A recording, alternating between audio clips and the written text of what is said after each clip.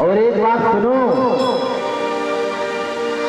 माधवदास जी किसी घर गृहस्थी में नहीं रहते हैं, वो जंगल में लतिकाओं के बीच में रहते हैं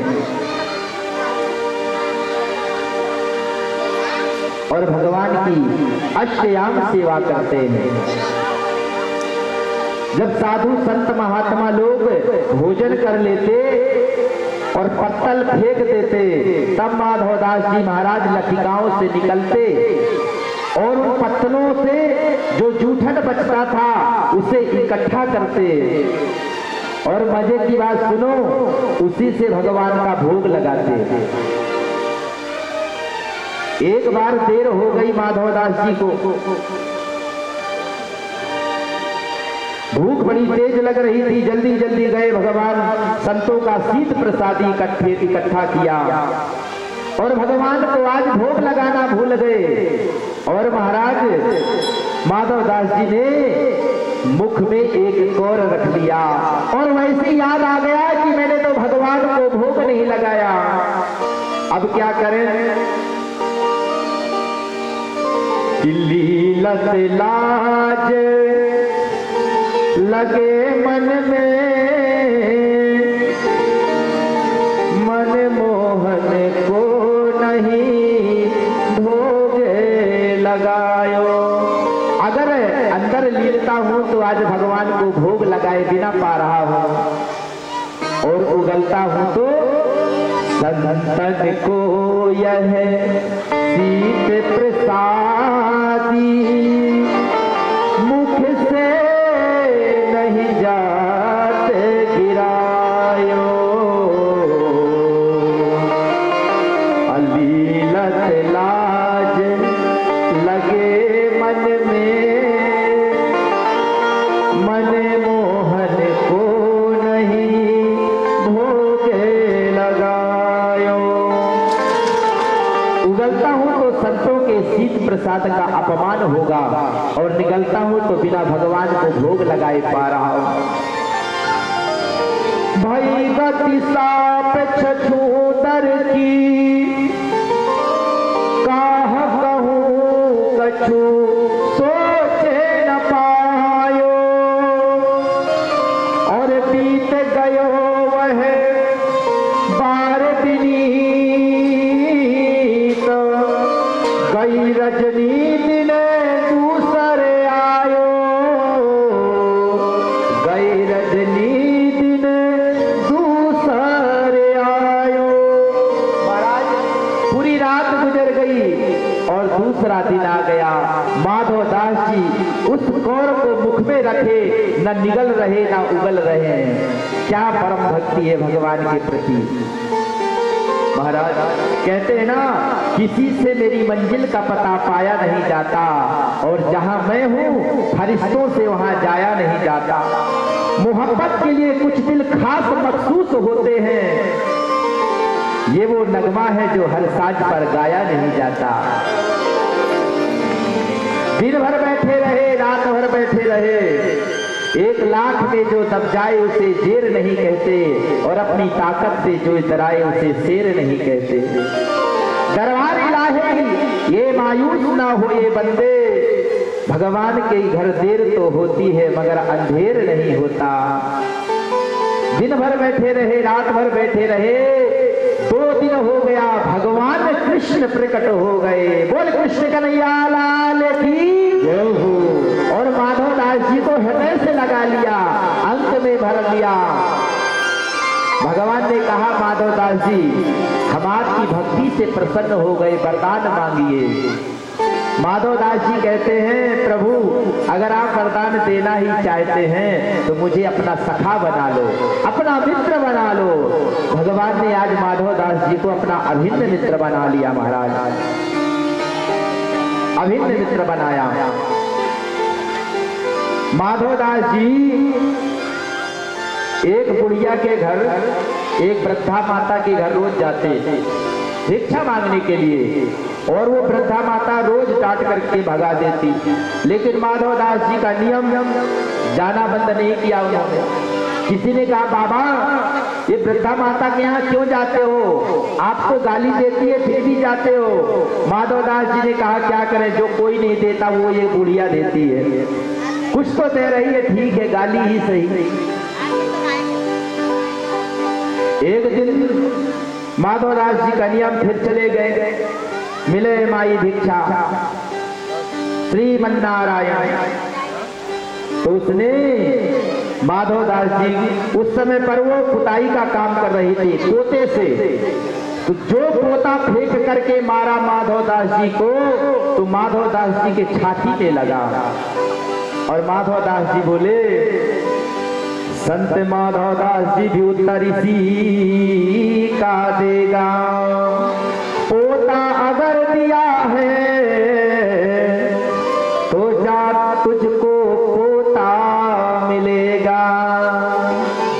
उसके बेटे की शादी हो गई थी, विवाह हो गया था, लेकिन पोता नहीं हो रहा था, संतान का जन्म नहीं हो रहा था। तो आज माधवदास जी ने आशीर्वाद दिया, तूने पोता दिया है तो जा तुझे भी पोता मिलेगा महाराज। तो संत का वचन, उसके घर पौत्र का जन्म हुआ महाराज। और वो कहती वृद्धा माता क्या कहती है, ध्यान से सुनो। पोता दियो ना प्रेम सो ऋषवस दीनो मार, ऐसे पुण्यों से सखी मेरे पोता खेलते द्वार। मैं जो ऐसे संत को देती प्रेम प्रसाद, अगर संत को प्रेम से प्रसाद देती तो क्या होता? मैं जो ऐसे संत को देती प्रेम प्रसाद, घर में सुत उपजते ध्रुव और प्रहलाद। ध्रुव और प्रहलाद जैसे मेरे घर में आज बच्चों का जन्म होता महाराज। उस पोते को माधवदास जी ने बढ़िया जल में धो करके साफ किया, शुद्ध किया, पवित्र किया और उसे घृत में डाल दिया, बत्ती बना दिया, दिया जलाए, मंदिर में प्रकाश हो गया। वह पोता भी कहता था, पुताई करने वाला पोता भी कह रहा है, धन्य है सत्पुरुषों का संग, धन्य है सत्पुरुषों का संग,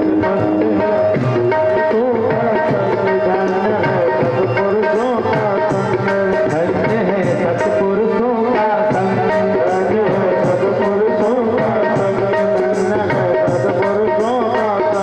बदल देता है जीवन का रंग, बदल देता जीवन का रंग, धन्य है सत्पुरुषों का संग, धन्य है सत्पुरुषों का संग, धन्य है सत्पुरुषों का संग, धन्य है सत्पुरुषों का संग। महाराज पोता कहता है, पोता में पड़ा था रोता, जहां रक्त और पीप, पोता में पड़ा था जहां रक्त और पीप, चौके में फेरा जाता था, मरते थे लाखों जीव। आ गया था जीवन से तंग, आ गया था जीवन से तंग, धन्य है सत्पुरुषों का संग, आ गया जीवन से तंग, धन्य है सत्पुरुषों का संग, धन्य है सत्पुरुषों का संग, धन्य है सत्पुरुषों का संग। और महाराज और क्या किया? जल से धोकर साफ किया, फिर तीनों घृत में डाल, इसी तरह हरि मंदिर पहुंचा, देखा था गुरुद्वार, बन गया पूजा का अधरंग, धन्य है सत्पुरुषों का संग, धन्य है सत्पुरुषों का संग, धन्य है सत्पुरुषों का संग, बन गया था पूजा का अधरंग, धन्य है सत्पुरुषों का संग, धन्य है सत्पुरुषों का संग। अब दिया जलाया, झूला करूं आरती ऊपर, करुण करे गुण गात, झूला करूं आरती ऊपर, करुण करे गुण गात,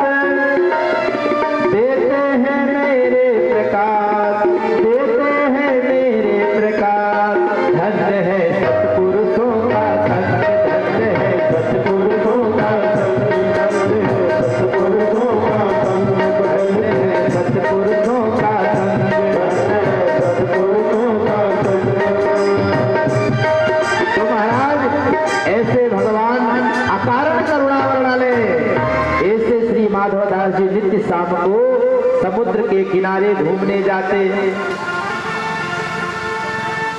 भगवान द्वारिकाधीश श्री कृष्ण वहां प्रकट हो जाते और माधव दास जी से घंटों घंटों बातें करते हैं। द्वारिकाधीश भगवान घंटों घंटों बातें करते हैं। एक दिन भगवान श्री कृष्ण बड़े उदास बैठे। माधव दास जी ने कहा, प्रभु आप उदास काहे बैठे हो, किस बात की चिंता है आपको? भगवान बोले, अब छोड़ो, रहने दो, जाने दो। बोले नहीं बताओ प्रभु आपको किस बात की चिंता? बोले क्या बताएं आपसे, अब वृंदावन में थे तो वहां सखा थे हमारे, चोरी करने का बड़ा मन हो रहा है। अब यहाँ कोई साथी नहीं है, घूम फिर करके आप ही दिखाई देते हो। माधव दास जी ने कहा, हमारा जीवन निकल गया भजन पूजन करते हुए, भगवान की भक्ति करते हुए, अभी इस उम्र में चोरी। भगवान ने कहा, वो तो हम सिखा देंगे, मन बनाओ आप मन बनाओ। चोरी में क्या थोड़ी फुर्ती रखनी पड़ती और धीरे धीरे बोलना होता है। आप तो मन बनाओ, सिखा हम देंगे। माधव दास जी ने कहा, ठीक है, लेकिन चुराना क्या है?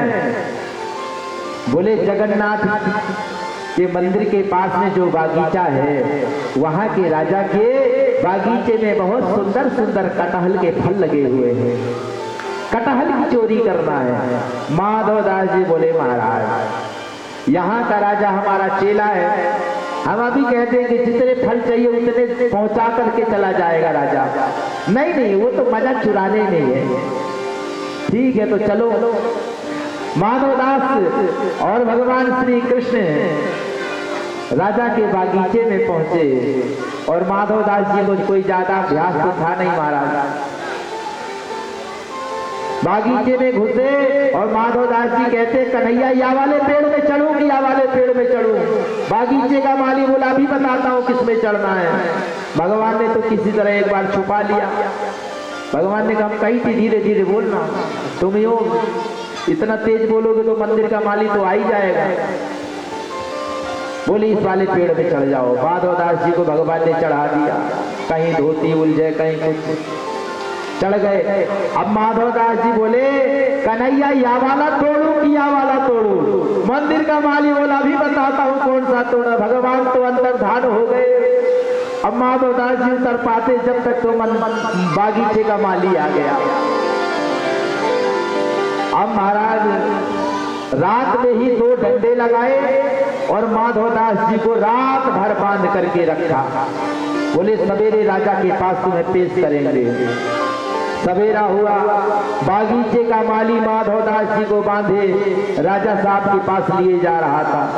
राजा साहब प्रातः प्रातः टहलने के लिए जा रहे थे। जो देखा कि गुरुजी को माली बांधे हुए हैं, तुरंत राजा दौड़े मारने के लिए। माधव दास जी ने कहा, इसे मत मारो। क्यों? अब क्या करें, आपको संग में पढ़ करके सब करना पड़ता है।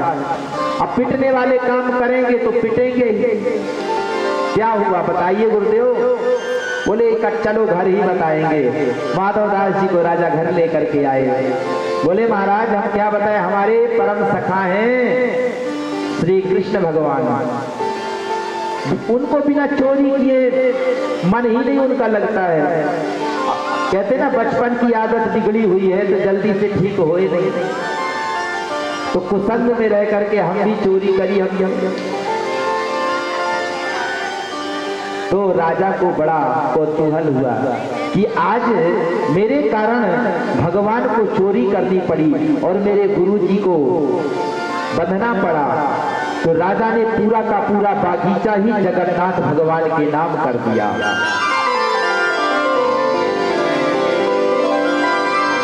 अब माधव दास जी उसी समुद्र के किनारे पहुंचे, भगवान भी वहां प्रकट हुए। माधव दास जी बोले, वाह प्रभु हमें तो फंसा करके आप भागे आए हैं। बोले क्या करें, हमने कही थी कि धीरे धीरे बोलना, अब तुम इतना तेज बोलोगे तो माली तो आ ही जाएगा। माधवदास जी बोले क्या हुआ, पिटे तो जरूर, बंधे भी पिटे भी, लेकिन एक बात बताओ, आप एक कटहल का फल भी नहीं ला पाए, और हम देखो राजा का पूरा बागीचा ही आपके नाम लिखवा करके ले आए हैं। बोल वृंदावन बिहारी लाल की जय हो। महाराज, तो कल हमने सुंदर रुक्मणी जी का पाणी ग्रहण संस्कार हुआ, भगवान का सुंदर विवाह है, और भगवान की जो रुक्मणी जी है ना, वो स्वयं साक्षात लक्ष्मी की ही अवतार है महाराज। इसलिए लक्ष्मी पति बनने की कोशिश कभी ना करना।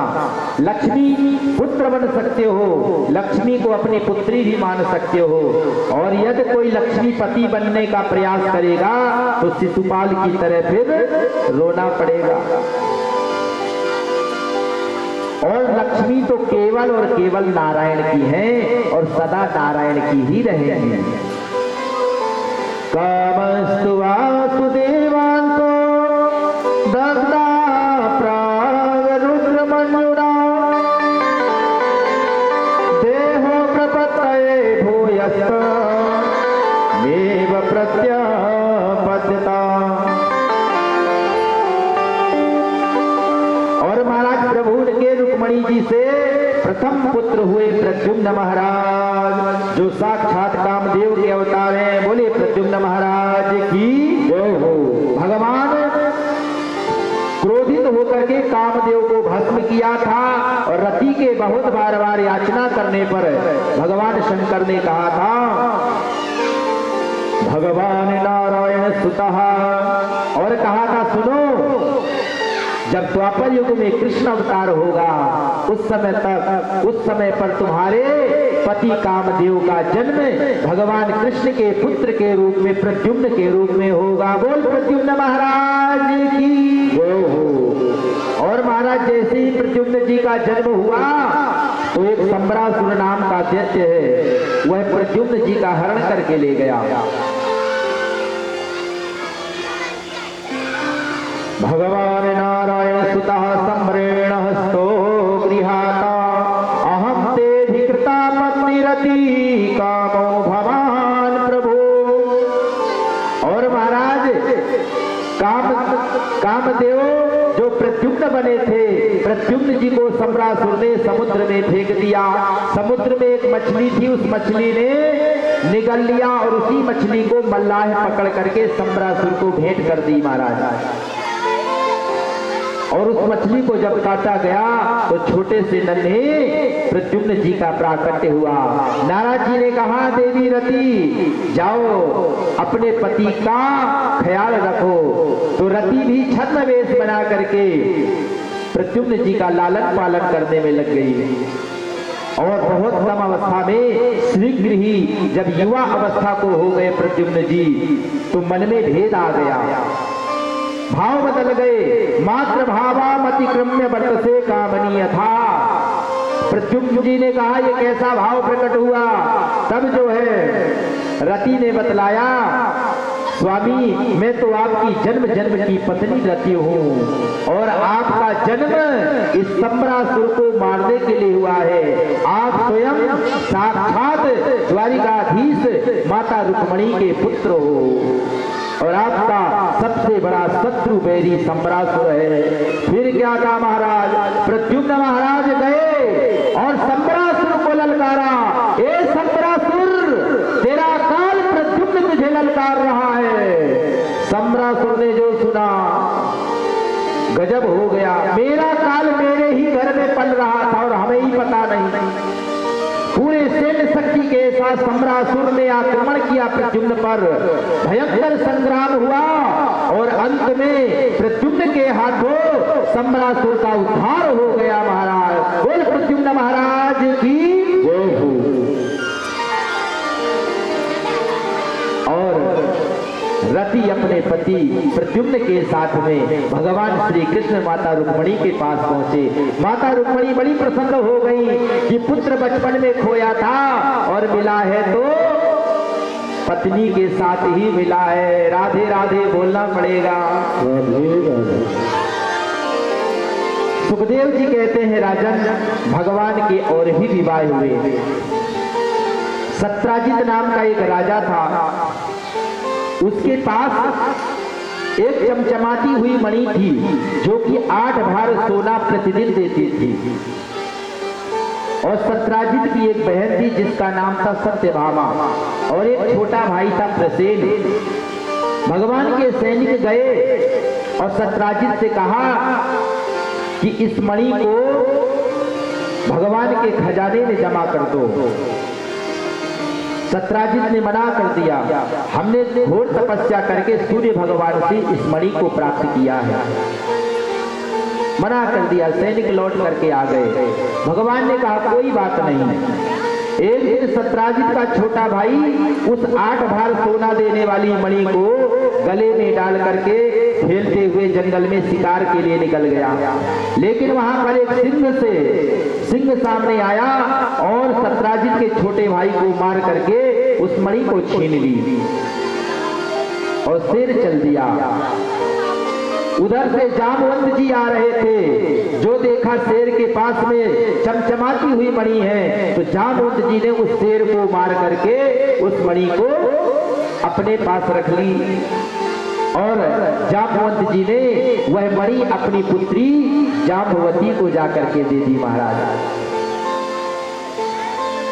इधर जब काफी दिनों तक सत्राजित का छोटा भाई प्रसेन घर नहीं लौटा तो सत्राजित को चिंता होने लगी।